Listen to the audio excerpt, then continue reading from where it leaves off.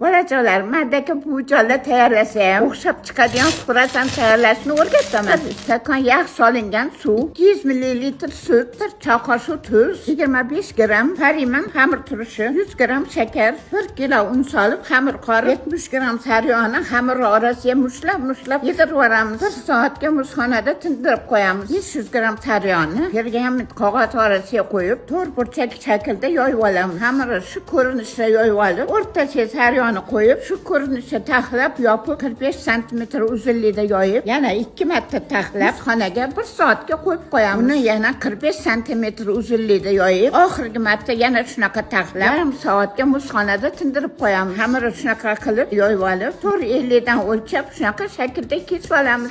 Sal cho'zib o'rab olib, oshirishga bir pas qo'yib qo'yamiz. Ustiga tuxumni sarig'iga suv aralashtirib chep olamiz. 180 gradusda chiroyli qizarguncha pishirib olamiz. Ichiga solishga men shunaqa quyuqqina gishonkadan foydalandim. Bu jonilarning qilgan xurosani sizlarga yoqqan bo'lsa, bitta yurakchan bosib ketinglar. Bismillah. Bay. Ustilari qarsido, ichlari yumshoq. Saryog'ning hidlari, ta'mi shundoq kelib turibdi. Juda mazali.